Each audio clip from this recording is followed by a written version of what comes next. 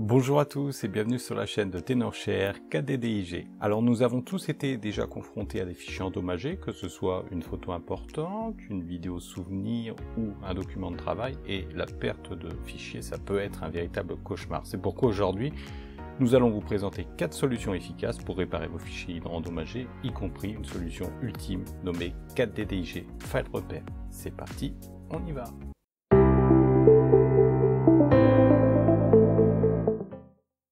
Alors la première méthode que nous vous recommandons est bien entendu KDDIG File Repair, un logiciel puissant pour réparer une grande variété de fichiers endommagés, que vous ayez des fichiers JPG, MP4, Doc, DocX ou même des fichiers audio. KDDIG peut réparer rapidement et efficacement vos vidéos.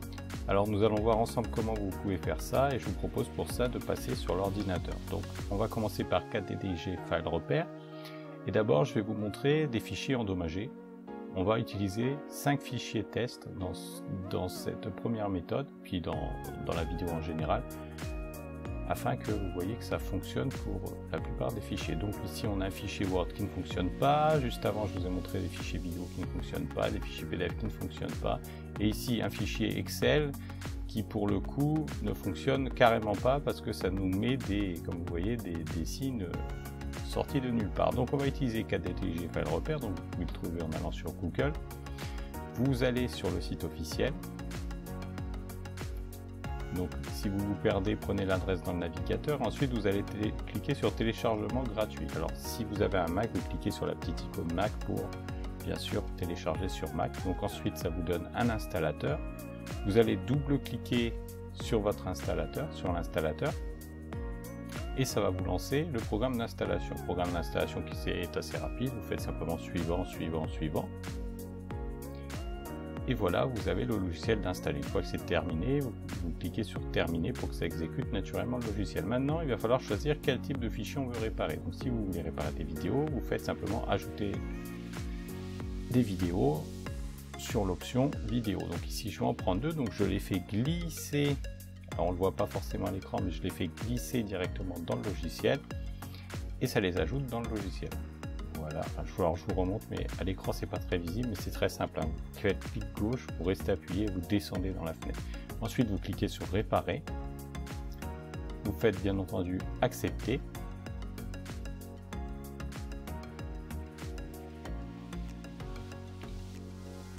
Et voilà, ça, vous voyez, ça va très vite, ça fonctionne très bien.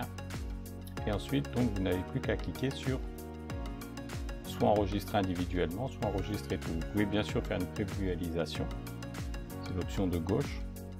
Donc ça marche assez bien pour les vidéos. Donc comme vous voyez, rien de bien compliqué. Et donc là, je vous montre une petite vidéo de mes plants de fraises que j'essaye de cultiver. Voilà, puis je vous ai fait aussi une petite vidéo extérieure, donc c'est des vidéos que vous allez retrouver dans cette vidéo tutoriel. Donc comme vous voyez, ça fonctionne assez simplement. Donc ensuite vous faites donc enregistrer soit individuellement, enregistrer tout. Vous choisissez la destination où vous voulez que ce soit enregistré. Ici on va créer un nouveau dossier, donc je vais l'appeler simplement vidéo corrigée. Voilà, les vidéos corrigées.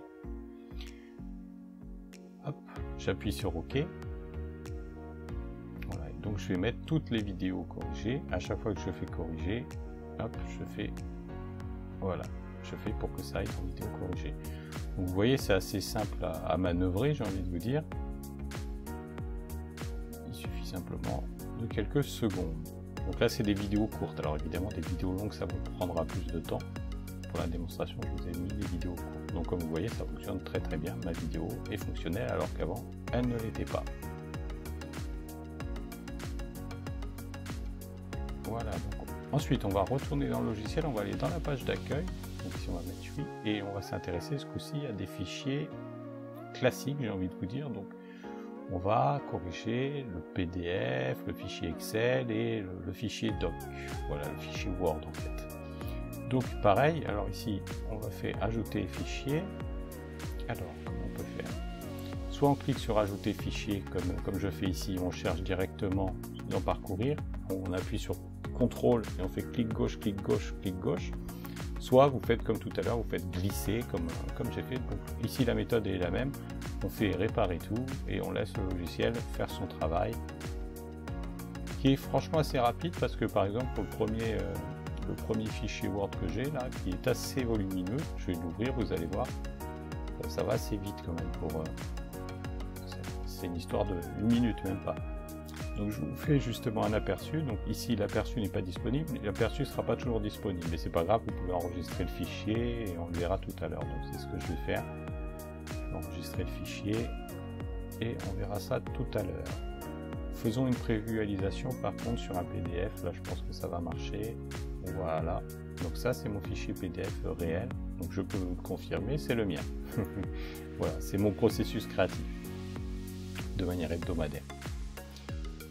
C'est ma routine hebdomadaire si vous préférez en matière de créativité. Donc voilà, je mets tout ça dans vidéo corrigée et là donc je fais pareil avec le fichier Excel. Pareil, on ne peut pas le prévisualiser, mais si on l'enregistre, ça devrait fonctionner normalement. Voilà, donc je vous propose maintenant d'aller voir bien, dans le dossier vidéo corrigée. On va ouvrir le fichier docx. Voilà, donc là c'est un livre que je n'ai pas forcément publié, mais que j'avais depuis très longtemps. Vous voyez, il est énorme. Je me suis dit pour l'exemple, ce serait assez intéressant de vous le montrer. On va regarder le fichier Excel, vous vous souvenez, où il y avait plein de petits caractères javanais, comme on disait dans mon enfance. Voilà, incompréhensible si vous préférez. Donc, si vous voulez utiliser une autre méthode, vous pouvez utiliser les outils intégrés de votre système. Donc pour ça, vous allez hop, sur le disque où il y a vos fichiers corrompus, vous faites clic droit et vous allez aller dans outils et là vous faites vérification des erreurs, vous cliquez sur vérifier. Donc ça c'est un petit truc, évidemment ça ne résoudra pas la majorité des problèmes, c'est une astuce légère mais vous pouvez la tenter. Donc ensuite, troisième méthode, vous pouvez aussi utiliser des outils en ligne. Si là encore c'est un problème léger, sinon il faudra passer par le logiciel. Donc vous allez taper online file repère et sur internet vous trouvez des sites qui vous permettent de corriger des fichiers corrompus. Alors il faut savoir que tous ces sites ne sont pas vraiment gratuits. Il y en a des gratuits, j'en ai déjà vu. Mais selon le niveau de corruption de vos fichiers, ça ne fonctionnera pas toujours et surtout ils vont vous demander votre email, ce qui n'est pas toujours très cool en fait.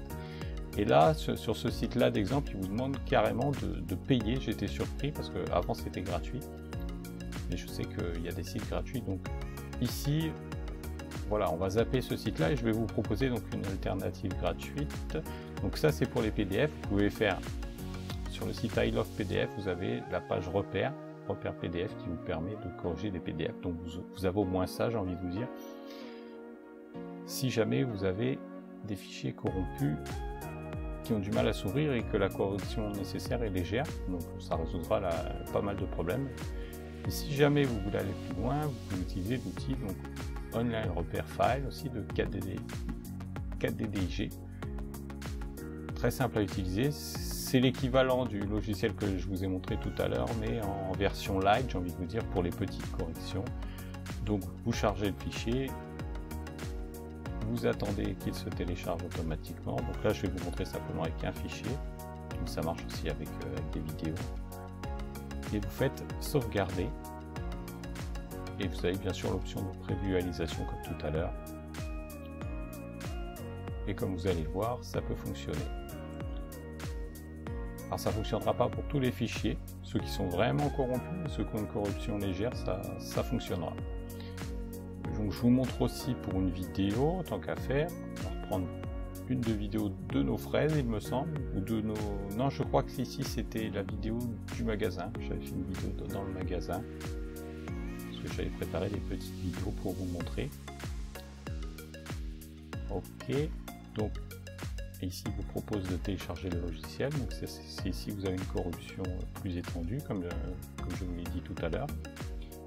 Donc on retélécharge la correction et puis on va regarder si ça fonctionne très logiquement. Donc vous pouvez aller dans l'explorateur de fichiers, donc tous vos vidéos seront toujours, vos fichiers corrigés seront toujours dans téléchargement, et donc là comme vous voyez ça fonctionne, C'est un magasin Intermarché si vous vous posez la question.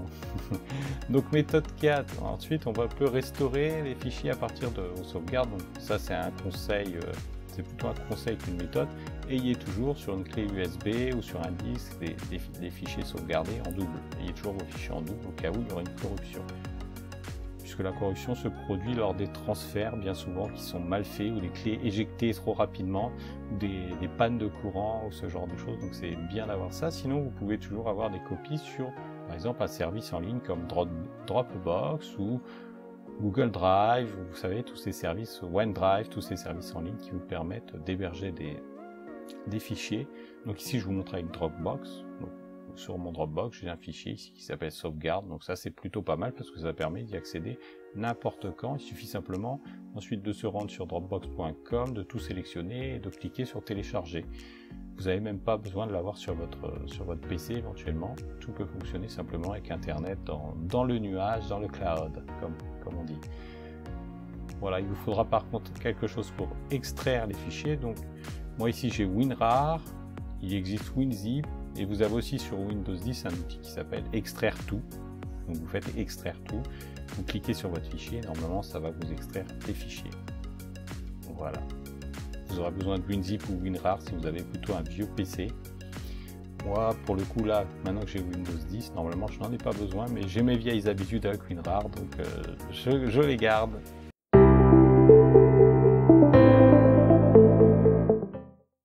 Voilà, vous venez de découvrir 4 méthodes pour réparer vos fichiers endommagés. Chacune d'elles peut être utile en fonction de la gravité des dommages que vous rencontrez sur vos fichiers. Cependant, pour une solution rapide, fiable et puissante, KDDIG FileRepair est notre choix numéro 1. Si vous souhaitez essayer KDDIG FileRepair, cliquez sur le lien dans la description pour télécharger le logiciel. Vous pouvez également généralement bénéficier d'une offre spéciale de lancement. Et si vous avez aimé cette vidéo, n'oubliez pas de la liker, de vous abonner et de partager. Et bien sûr, laissez-nous vos commentaires de retour ou vos propres astuces si jamais vous en avez. Quant à moi, je vous remercie d'avoir regardé cette vidéo et je vous dis à bientôt pour plus de solutions utiles. Allez, salut!